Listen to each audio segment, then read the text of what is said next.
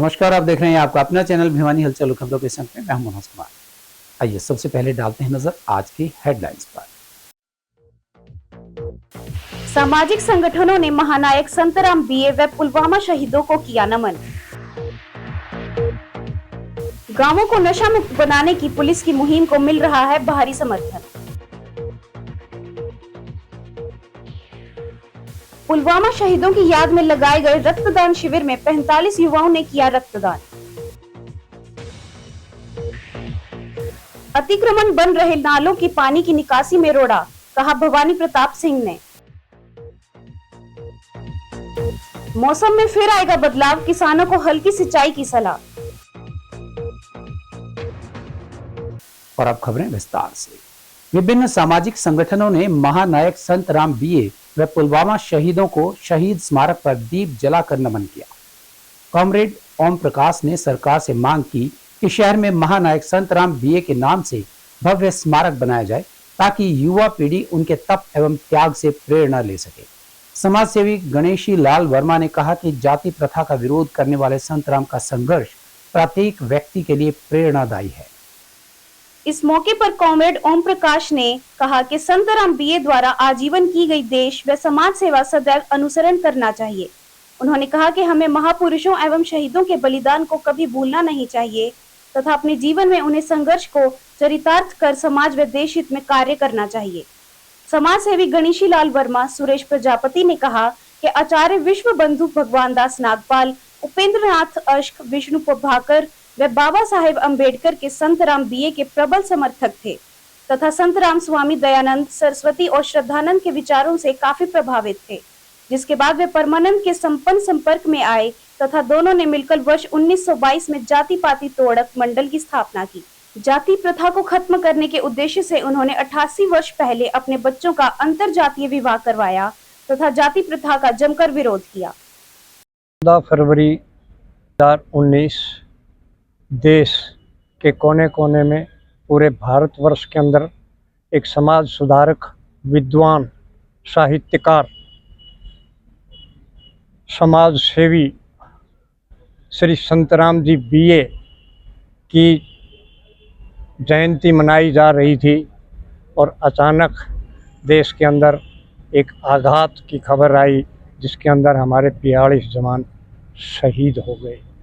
सबसे पहले उन जवानों को, शहीद आत्माओं को स्मरण करते हुए, उनके चरणों में वंदन करते हुए मैं आज संतराम बीए जी के जन्मोत्सव पर उनके क्रांति वीरता के बारे में कुछ शब्द रखना चाहूँगा। महात्मा गांधी जैसे देश के प्रकांड सेवक, उनके साथ उनके वैचारिक मतभेद इतने बढ़ गए थे, उस जाति तोड़क मंडल को लेकर के देश के अंदर जाति व्यवस्था को ख़त्म करना चाहते थे और गांधी जी उसमें रोड़ा बनते थे, लेकिन उनकी परवाह न करते हुए अंबेडकर जी ने उनका समर्थन किया जाति तोड़क मंडल का, और गांधी जी को संतराम जी ने ये कह करके ना खारिज कर दिया, आप कीचड़ से कीचड़ धोने की कोशिश ना करें। और समाज के अंदर आज जागृति की ज़रूरत है, पोंगा पंडितों की ज़रूरत नहीं है, सूर्यकांत त्रिपाठी, निराला जैसे कवियों की ज़रूरत नहीं है, आज भाईचारे की ज़रूरत है, आज एकता की ज़रूरत है। ये कहना चाहते हैं कि आज पुलवामा के जो शहीद, आज ही के दिन 2019 में जो 40 जवान तत्काल हमारे शहीद हुए, वो एक दुर्भाग्यपूर्ण घटना थी। आज हम उन शहीदों को नमन करते हैं और भारत सरकार से ये मांग करते हैं कि ये प्रॉपर इंक्वायरी की जाए, देश की जनता को संतुष्ट किया जाए कि इसके पीछे कौन ताकतें थी, किसके षड्यंत्र थे। इसकी आज तक इंक्वायरी नहीं हुई है और हम उन शोक संतप्त परिवारों के प्रति हार्दिक संवेदना प्रकट करते हैं। दूसरा, हमारे बहुत बड़े संतराम बीए प्रजापति जो है क्रांतिकारी, आज़ादी के आंदोलन के हीरो, और वो विधान सभा के सदस्य थे। उन्होंने अपनी पूरी जिंदगी पाखंडवाद, अंधविश्वासों के विरुद्ध और जाति व्यवस्था के विरुद्ध लड़ाई लड़ी उन्होंने, और उस लड़ाई में वो जाति तोड़क मंडल के महासचिव भी बने। लेकिन आर्य समाज और गांधी जी से उनके मतभेद हो गए और वो अकेले तौर पर दूसरे लोगों के साथ, अम्बेडकर साहब के साथ मिलकर के उन्होंने लड़ाई लड़ी। ऐसे महान क्रांतिकारी जो देश में वर्ण व्यवस्था और जाति का उन्मूलन चाहते थे, उनमें वो शुमार थे।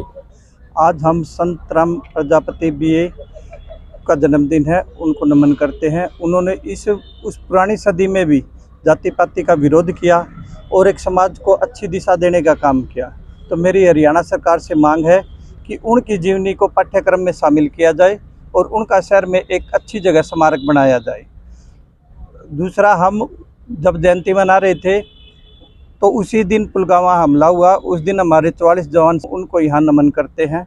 और इन फौजियों की वजह से ही आज हमारा समाज का ताना बाना बना हुआ है, जो हम खुली हवा में सांस ले रहे हैं, उन्हीं के कारण है। जो हमारे देश के जवान से सुरक्षा करते हैं सीमा पर, उन्हीं की बदौलत हम खुले हवा में सांस ले रहे हैं। मेरी एक सरकार से मांग है कि इनका शहीदी दिवस मनाते हुए और संत राम प्रजापति की पुस्तक में एक पाठ देना चाहिए, जिससे कि आने वाली पीढ़ी वो कर सके, कि पढ़ सके कि हमारे संत राम प्रजापति ने कैसे उस टाइम क्या क्या किया था, और हमें अपने आने वाले बच्चों को ये पढ़ाना चाहिए। खाकी ने ठाना हरियाणा को नशा मुक्त है बनाना। भिवानी में स्वयं एसपी नीतीश अग्रवाल ने इस मुहिम की कमान संभाल ली है। पुलिस को इस मुहिम में सराहनीय सफलता भी मिल रही है। जिले के हर गांव में नशा मुक्ति अभियान चलाया जा रहा है। जिले के 303 में से करीबन 150 गांवों को नशा मुक्त किया जा चुका है। एसपी नीतीश अग्रवाल ने कहा है कि नशा मुक्त हो चुके गांवों पर पुलिस की विशेष नजर है। गांव में एसपी की इस मुहिम को पूरा सहयोग और समर्थन मिल रहा है। ग्रामीण युवाओं को खेल, नाटक व मोटिवेशनल स्पीचेस से जागरूक किया जा रहा है। SP Nitish Agarwal DSP headquarter Arya Chaudhary व थाना प्रभारी के साथ गांव-गांव जाकर बच्चों व युवाओं को नशे के दुष्परिणामों को लेकर सचेत करते हैं और बुजुर्गों को जागरूक कर रहे हैं। इसको लेकर बच्चे नाटक के माध्यम से ग्रामीणों को बताते हैं कि किस प्रकार से कौन सा नशा व्यक्ति व समाज के कैसे खत्म व बर्बाद कर रहा है। प्रेमनगर गांव पहुंचे एसपी नीतीश अग्रवाल ने कहा कि नशा मुक्त हो चुके गांवों में नशा दोबारा ना बिके, इसको लेकर पुलिस की विशेष नजर है। वहीं बाकी गांवों में भी यह मुहिम चलाई जा रही है। उन्होंने कहा कि पड़ोसी राज्यों का जिला में नशा तस्करी रोकने के लिए पुलिस की समन्वय बैठक होती है, जिसमें नशा तस्करों व नशे के उत्पाद की तह तक जाकर कार्रवाई की जा रही है। उन्होंने अपील की कि हर गांव का हर शख्स पुलिस की इस मुहिम में सहयोग करे, ताकि युवा पीढ़ी व समाज को बर्बाद होने से बचाया जा सके।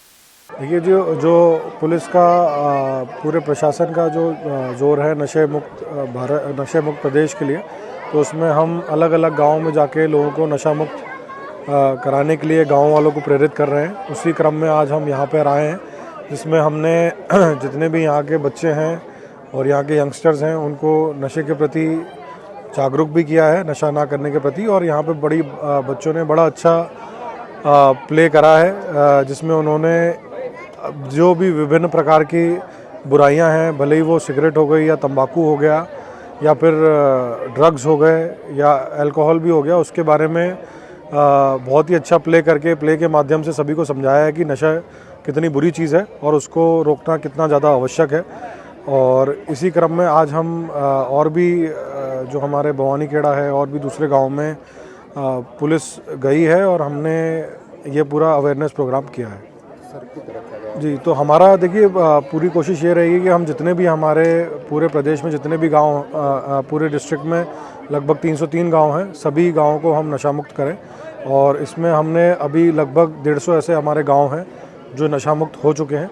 और हमारा पूरा प्रयास है कि एक तो वो गांव जो ऑलरेडी नशा मुक्त हो गए हैं वो दोबारा नशे की चपेट में नहीं आए, और ये भी है कि जितने भी नए गांव हैं जो जहां ज़्यादा नशा है उसको हम कवर करें और उनको पूरी तरीके से नशा मुक्त कराएं। देखिए, हमारी कोशिश यही रहती है कि हम उसमें अगर कोई नशा बेचता है तो उसके खिलाफ पुलिस कार्रवाई करे, और जो नशे का सेवन करता है उनकी हम काउंसलिंग करें और उनको डी एडिक्शन सेंटर में भेजें। तो हम इस बारे में निरंतर प्रयास कर रहे हैं और इनके बारे में पुलिस में जितने भी हमारे SHOs हैं, हमारे GOs हैं, उनकी मीटिंग लगातार ली जाती है और उनको ये सेंसिटाइज़ करा जाता है कि ये बड़ा ही संवेदनशील मैटर है और इसको पूरी अपनी सिंसियरिटी के साथ हम इसको पूरा करें। राजकीय औद्योगिक प्रशिक्षण संस्थान में पुलवामा शहीदों की स्मृति में जिला रेड क्रॉस सोसाइटी के सहयोग से रक्तदान शिविर का आयोजन किया गया। इस अवसर पर विधायक घनश्याम सराफ मुख्य अतिथि थे। इस दौरान 50 रक्तदाताओं ने रक्तदान के लिए अपना पंजीकरण करवाया और आवश्यकता अनुसार 45 यूनिट ही रक्त लिया गया। विधायक सराफ ने कहा कि हर स्वस्थ व्यक्ति को प्रत्येक 3 माह पर रक्तदान करना चाहिए। शिविर में ITI स्टाफ सहित विभिन्न ट्रेड्स में प्रशिक्षण प्राप्त कर रहे प्रशिक्षुओं ने रक्तदान किया। विधायक सराफ ने कहा कि रक्तदान महादान है। रक्तदान से किसी का भी जीवन बचाया जा सकता है। हर स्वस्थ व्यक्ति को प्रत्येक 3 माह पर रक्तदान करना चाहिए। उन्होंने कहा कि हमें जितनी रक्त की आवश्यकता है उतनी मात्रा में लोग रक्तदान नहीं कर रहे हैं। प्रधानाचार्य बलबीर सिंह ने छात्रों से कहा कि वे निश्चित रूप से रक्तदान करें तथा लोगों को भी इसके लिए प्रेरित करें। उन्होंने कहा कि रक्तदान के बारे में जो भ्रांतियां फैलाई जा रही हैं वे निर्मूल हैं। रक्तदान करने से कई तरह की बीमारियां होने की संभावनाएं बहुत कम रह जाती हैं। इस अवसर पर उन्होंने पुलवामा में शहीद हुए भारतीय सैनिकों को श्रद्धांजलि अर्पित की। उन्होंने कहा कि शहीदों के कारण ही आज हम स्वतंत्र देश के नागरिक कहलाने का गर्व प्राप्त कर रहे हैं। बड़े हर्ष की बात है कि ITI प्रशिक्षण केंद्र जो भिवानी का है उसके अंदर बच्चों ने अपने मनोयोग से और एकत्रित होकर ब्लड डोनेशन का संकल्प लिया। इसमें हमारे साथ आए हैं हनुमान कौशिक जी और सुमित गौतम जी, फौजी भाई, सारे ये अशोक जी, इन सब का यहाँ पे बच्चों के लिए सहयोग प्राप्त हुआ। मैं इन सब का हार्दिक रूप से धन्यवाद करता हूँ, क्योंकि ये ब्लड डोनेशन नहीं बल्कि लाइफ सेवर्स का काम करते हैं।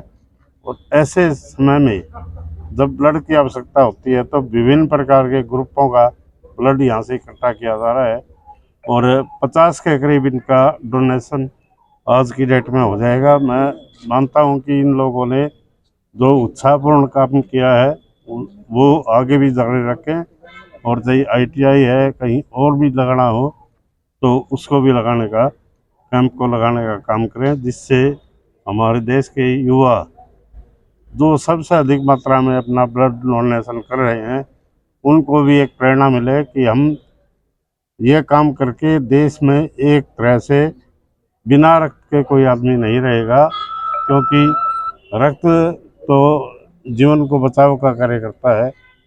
उसमें आगे बढ़कर जिस प्रकार से हमारे बच्चे सहयोग कर रहे हैं, मैं उन सब का हार्दिक रूप से धन्यवाद करता हूँ।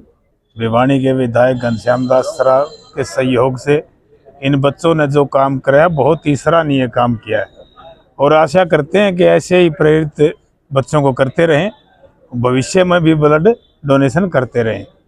आज के दिन जो घटना हुई थी, हमारी फौज पे जो अटैक हुआ था, उसके उपलक्ष्य में ये छठा आयोजन है और ये आयोजन कमेटी बार बार जगह जगह ये ब्लड डोनेशन का काम करते हैं और हम इन बच्चों का बहुत बहुत धन्यवाद करते हैं और आशा करते हैं कि इसी उत्साह के साथ लगे रहें।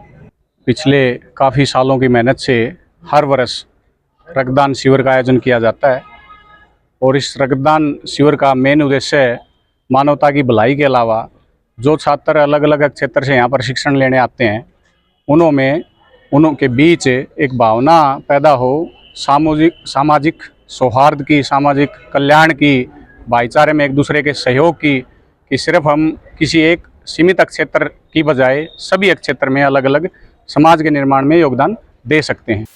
शहर के बावड़ी गेट से चंद्रगिरी स्कूल तक सड़क निर्माण का शिलान्यास करने अपनी टीम के साथ पहुंचे नगर परिषद के चेयरपर्सन प्रतिनिधि भवानी प्रताप सिंह को खाली हाथ लौटना पड़ा, क्योंकि सड़क पर नाले अवरुद्ध होने के कारण सीवरेज पानी खड़ा हुआ था।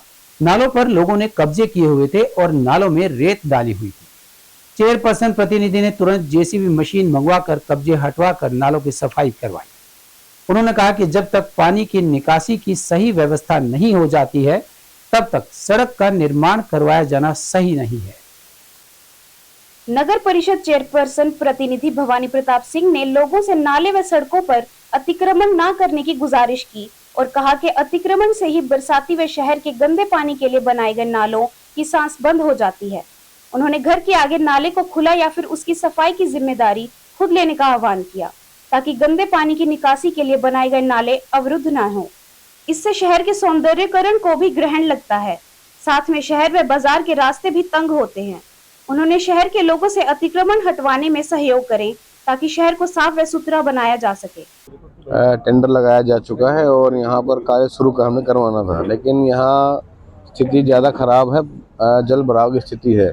अब सीवर ही बंद है यहाँ पे और कुछ लोगों ने नाले के ऊपर भी कब्जा कर रखा है, तो नाले के अंदर मिट्टी काफ़ी सालों से भर रखी है और सीवर का तो हमने काम खुलवाने का शुरू करा दिया।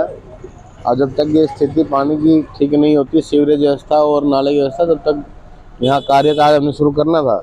लेकिन अभी आज निर्माण कार्य इस रोड का ना शुरू करके पहले इस समस्या को हम निपटाने का काम करेंगे। अब आपने देखा कि रोज़ की समस्या है यहाँ पे बावड़ी के क्षेत्र चंद्रगिरी स्कूल के सामने। अगर बरसात हो जाए तो 1.5-2 फुट पानी यहाँ पर इकट्ठा भी हो जाता है, जहाँ से निकलने देखिए किस प्रकार से सभी परेशान हैं। अब लोगों ने चबूतरे बढ़ा रखे हैं, 10-10 फुट तक के चबूतरे हैं। जो बरसाती पानी का निकासी के नाले हैं, नालों को हमने रोक दिया, उनको मिट्टी से भर दिया, चबूतरे में संगमरमर के पत्थर लगा दिए। अब ये चीज़ें भी, इनको भी व्यवस्था को खराब करने में कहीं ना कहीं हमारा ही हाथ है। अब सब कुछ हम शासन प्रशासन पे थोप दें, वो चीज़ें गलत है। तो हमारा अब ये है कि सही मोहल्ले वाले इकट्ठे हुए हैं कि पहले नालों को साफ कराया जाए और जो भी अतिक्रमण इसको हटाया जाए और पहले सीवरेज व्यवस्था ठीक करा करें, फिर इस रोड का कार्य हम शुरुआत करें निर्माण का। अभी सारे शहर का यही हाल है। हम कहीं भी देख लें, कोई गली मोहल्ला कोई देख लें, आज किसी ने 1 फुट, किसी ने 10-10 फुट तक के यहाँ चबूतरे शहर के अंदर। हर शहर की बात भिवानी हर शहर की बात है। लेकिन जब तक हम खुद जागरूक होकर के इन चीज़ों को रोकथाम नहीं करेंगे, तब तक इस शहर का सौंदर्यीकरण संभव नहीं है। हम सोच लें कि सब कुछ भगवान ही कर दे, सब कुछ प्रशासन ही कर दे, नगर परिषद कर दे, तो वो चीज़ें संभव नहीं हो पाएगी। आप प्रधानमंत्री, मुख्यमंत्री, सांसद, विधायक, चेयरमैन, पार्षद, इन सब चीज़ों के जो कड़ियाँ हैं, इनका जब तक जनता खुद जागरूक होकर के इनके हाथ मजबूत नहीं करती, तब तक चीज़ें ये सुलझती नहीं है। असलियत तो बातें थी वो चेयरमैन साहब ने जो है आप लोगों के समक्ष कर दी है। जब तक पब्लिक जागरूक नहीं होगी, जब तक इन समस्याओं का समाधान नहीं होगा। न ही MLA MP कर सकते, न ही चेयरमैन कर सकते, न पार्षद कर सकते। पब्लिक यहाँ की जागरूक होगी तो इस समस्या का समाधान जल्द से जल्द हो सकता है। एक बार थोड़ी सी समस्या होने से तो जागरूक हो गई है। परमानेंट अगर जागरूक हो तो इस समस्या का समाधान परमानेंट हो सकता है। पब्लिक एरिया की जो है पब्लिक वो जागे। आपने मौका देखा, मौका क्या मिला है? वो तो बहुत बुरा हाल है जी यहाँ का। ये समस्या इन्होंने जानबूझ करके रखी है। उस टाइम तो कोई बोला नहीं, ये सारे नाले बंद पड़े हैं। ये समस्या बावड़ी गेट चंद्री स्कूल के 5 साल से समस्या है, दादी गेट की भी, बावड़ी गेट की भी। यहाँ क्या करा क्या लोगों ने, नाले जितने भी नाले हैं, नाले के ऊपर कब्जा कर लिया, मार्बल के है ना फर्श बिछा लिए, नाले बंद कर दिए। जो बरसाती नाला है वो हमेशा खुला रहता है, जो रोड का पानी और गलिया पानी जाता है। अब वो नाले कर दिए बंद। नाले बंद करने के बाद तो पानी कहाँ जाएगा? वो पानी है ना सीवर का मैं कर दिया, सीवर का मैं थैली सारा होता था, चलो सीवरी ब्लॉक कर दिए, नाले ब्लॉक कर दिए। तो अब समस्या तो ये होगी ना, पब्लिक कहाँ जाए? अब रोड को पड़े देखो पानी भरा खड़ा है, छोटे छोटे बच्चे जाते हैं, स्कूल भी है साथ में, यहाँ आने जाने सारे पढ़ते हैं। जो चंद्री स्कूल के साथ में जितना भी रोड है वो, और जितना भी नाला है, चाहे वो कहीं भी दब रहा हो, चाहे उसको पर मकान भी क्यों ना हो, हम वो भी फुटवाएंगे। और उसका जिम्मेदार जिसने करा कब्जा वो जिम्मेदार बनेगा, हम उसके साथ नहीं होंगे, चाहे वो हमारा भी हो चाहे वो कोई भी हो। वार्ड पार्षद प्रतिनिधि हर्षदीप डुडेजा ने बताया कि जिस सड़क का निर्माण कार्य आज शुरू करवाया जाना था, उस सड़क के साथ बने नालों का पानी सड़क पर जमा होने से कार्य शुरू नहीं हुआ।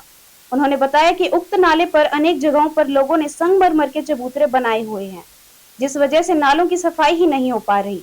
उनमें अनेक जगह पर शिल्ट जमा है, कई लोगों ने नाले पर अतिक्रमण किया हुआ है। उक्त समस्याओं के चलते नालों के पानी आगे नहीं आ पा रहे। जब तक अतिक्रमण व चबूतरे नहीं हटेंगे, तब तक नालों का पानी आगे नहीं निकल पाएगा। अपने लास्ट टाइम भी न्यूज़ बनाई थी भिवानी हलचल के सभी था कि बावड़ी गेट वार्ड नंबर 8 के अंदर जो ये बरसाती नाला कुछ शरारती लोगों ने बंद कर रखा था।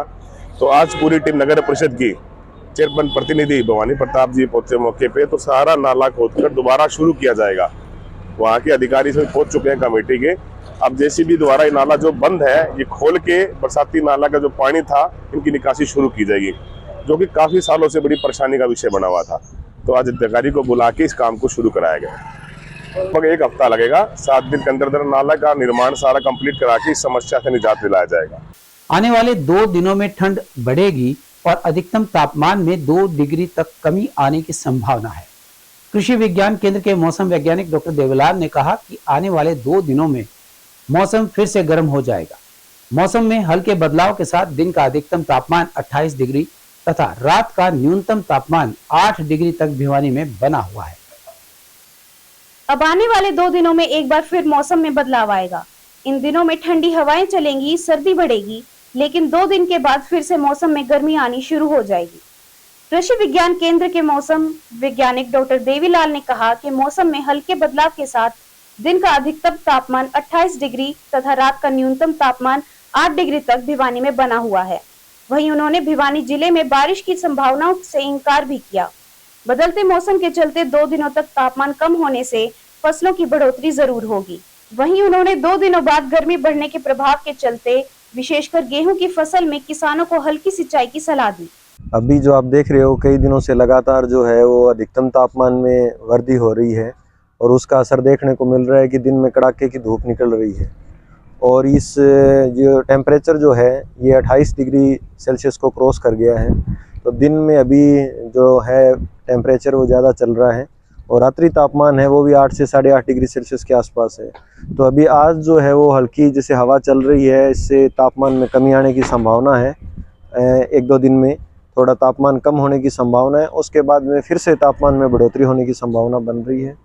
तो किसान भाइयों से विशेष तौर से आग्रह है कि दिन में जो तापमान की बढ़ोतरी है उसके प्रभाव को खास करके गेहूं की फसल के लिए अगर सिंचाई उपलब्ध हो तो हल्की सिंचाई अवश्य करें, क्योंकि टेम्परेचर इफेक्ट को कम किया जा सके। और गेहूं की फसल में जहां बालियां निकली हुई है और वहां अगर टेम्परेचर का इफेक्ट देखने को मिलता है तो 1 किलोग्राम पोटेशियम नाइट्रेट 100 लीटर पानी में घोल बना के छिड़काव कर सकते हैं, जिससे कि तापमान का प्रभाव भी कम होगा और बालियों का अच्छे से विकास भी होगा।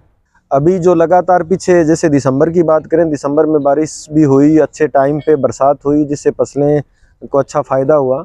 लेकिन अभी जो है अगर बात करें विशेष तौर से फरवरी महीने की, तो इसमें वेस्टर्न डिस्टर्बेंस जो है वो 2-3 आए लेकिन काफ़ी कमज़ोर रहे, उसकी वजह से बारिश नहीं हो पाई और बारिश की ना होने की वजह से जो है वो धुंध भी नहीं देखने को मिली और तापमान में भी बढ़ोतरी हुई। तो मुख्यतः यही कारण रहा और अभी अब फरवरी का एंड होने को है तो आगे अब टेम्परेचर जो है वो बढ़ने का समय आ गया है। और अब चलते चलते दिल्ली का मुख्यमंत्री कौन होगा, इस सवाल का जवाब 16 फरवरी को मिल सकता है। सूत्रों के मुताबिक 16 फरवरी को दिल्ली के बीजेपी विधायक दल की बैठक होगी, जिसमें विधायक दल का नेता चुना जाएगा। सीएम की रेस में प्रवेश वर्मा, वीरेंद्र सचदेवा, विजेंद्र गुप्ता समेत कई नाम हैं। चर्चा ये भी है कि बीजेपी किसी महिला को सीएम बना सकती है। अगर ऐसा होता है तो दिल्ली को चौथी बार महिला सीएम मिलेगी। 8 फरवरी को विधानसभा चुनाव के नतीजे घोषित होने के बाद से ही बीजेपी में नए सीएम को लेकर बैठकों का दौर चल रहा है। बीजेपी अध्यक्ष जेपी नड्डा और गृह मंत्री अमित शाह की मुलाकात हो चुकी है। इससे पहले शनिवार को प्रधानमंत्री मोदी सहित वरिष्ठ नेताओं ने बीजेपी मुख्यालय में विचार विमर्श किया था। बीजेपी ने चुनाव में हर क्षेत्र और अधिकतर समुदायों के बीच प्रभावशाली बढ़त हासिल की है, इसीलिए उसके पास मुख्यमंत्री पद के संभावित उम्मीदवारों की एक विस्तृत सूची है। बीजेपी का इतिहास अपेक्षाकृत कम चर्चित नेताओं को आगे बढ़ाने का रहा है। बीजेपी ने मध्य प्रदेश में मोहन यादव, राजस्थान में भजनलाल शर्मा और ओडिशा में मोहन चरण मांझी को चुना, जिससे अधिकांश राजनीतिक विश्लेषक हैरान रह गए।